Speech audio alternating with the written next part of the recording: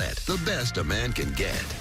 Back here, First Things First, and we're joined by FS1 NBA analyst Chris Broussard. Hey, Chris. What up, man? Always good to be here. I'm part of the First Things First management team. I apologize.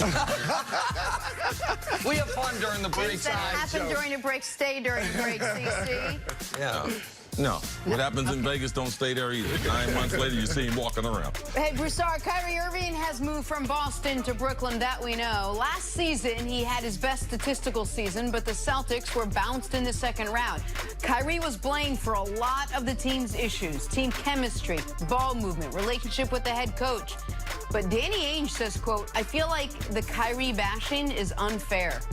Chris, you agree with Danny Ainge there? I do. I mean, look, Kyrie certainly deserves criticism. There's no doubt. I mean, he showed poor leadership. They didn't go as far with you as they had gone without you. So he deserves some criticism, but it's gone way too far. He's just was one of several reasons why it was a disappointing season.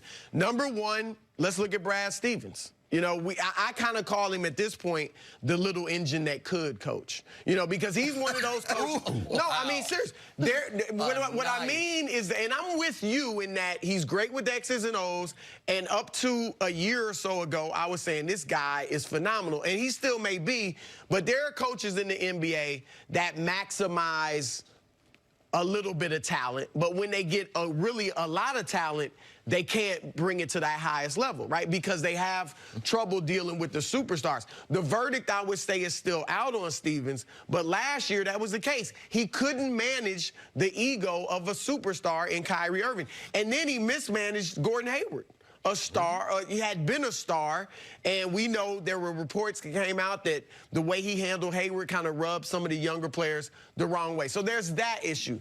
The second thing was the young players. And this is, look, it's good to get draft picks, but this can be also show you the negative of having too many. Right? Draft, we talk about, oh, Oklahoma City's got 15 draft picks in the next 5 years. Well, that might not be the best thing because they brought in a lot of young players. And, CC, you notice, young players, a lot of them are coming in thinking, I want to establish myself as a star first, get my max deal or close to it, yes, and then we'll start winning.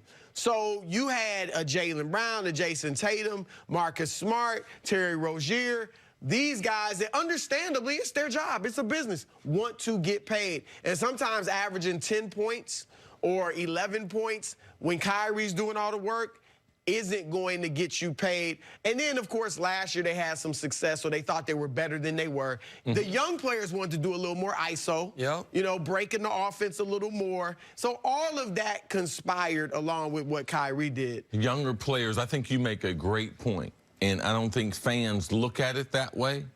Veteran players, because they've had experience, because they've been to 2 or 3 teams, they've been in several systems, that's when the veteran players are like, you know something? I'm better off being a role player. Danny Green, remember him when he was younger? Right. Non-athletic, not a good defensive player. I mean, he can shoot the basketball, but that's all he can do. As a young player, he's trying to get minutes. Right. He's trying to score. He's trying to take people off the dribble. I can do more than just shoot. So trying to prove people wrong, that's one of the things in trying to get paid as a young player. Kyrie understands that because Kyrie was that kid when he was in Cleveland. His numbers were phenomenal, but they got crushed. Yeah. But people knew that he could play. And there were times during the game when Kyrie was younger, oh, he would just, like Marcus Haynes with the Globetrotters, he would just do things to you to let you, so people could see, man, I'm that good at basketball.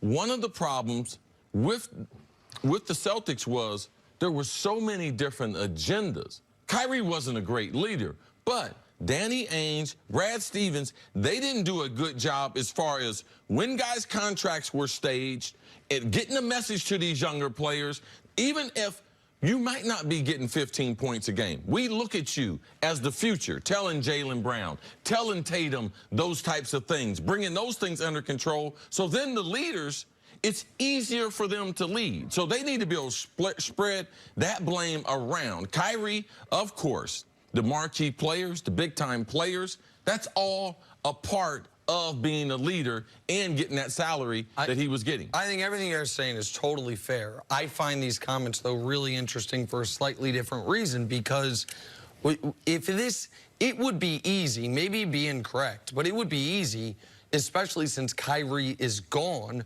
for the message for the Celtics leaked to reporters, said publicly to be, I mean, Kyrie was a bomb that went off in our locker room. He's crazy. He walks into practice, asks Brad Stevens, what does government mean to him? He's going down these YouTube rabbit holes. He's calling LeBron. He's talking about this. That message, at least then, even if it's not accurate, it wipes the hands clean of. Now you say, now we're okay. And now we're okay. Well, look, we got Kimba, who's almost as good and doesn't have the drama. When Danny Ainge says the Kyrie bashing is unfair, totally fine comment. But that does put the spotlight on Brad Stevens for the reasons you said. And in my mind, it puts the spotlight on Danny. Because it is the general manager's job to see what Terry Rozier did in that conference finals run when Kyrie was injured.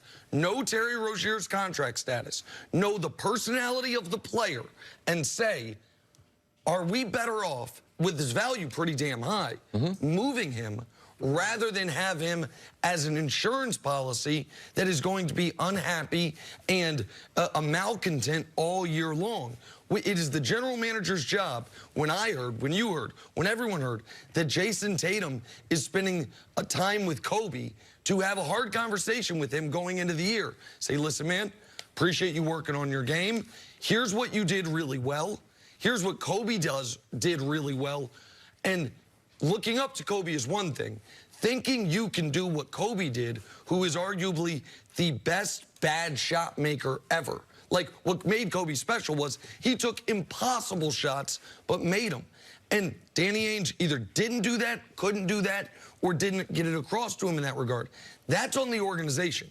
If it's not that Kyrie set a bomb off in the locker room, then there are more structural issues with the Celtics that could linger into this season, even though Rozier and Kyrie are both gone. I think he had another motive, too. Danny Ainge knows you need superstars to win in this league. Yes. And he doesn't want to bash a superstar. You cannot do right? that. So he wants other guys to look at the team and say, okay, you know, not that they're anti-superstars and stuff. It's a great so point. That's a big part of this as well. And look, Kimba is unique in that he's a star kind of with a role player's character or something. So that's why I do think he'll fit well. But that's a message Danny Ainge is getting out. Just quickly, whose team is it now? Who's the leader in that locker?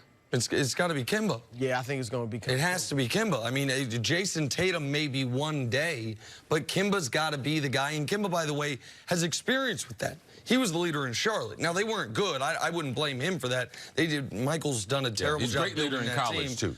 Absolutely. Great leader in college. And a winner and a guy, we haven't seen him play big NBA games, but if you can carry it over from college, he is a big game, big shot maker, big shot taker. So it becomes Kimba's team. All right, take a break. Coming up, Broussard, we'll see you a little later.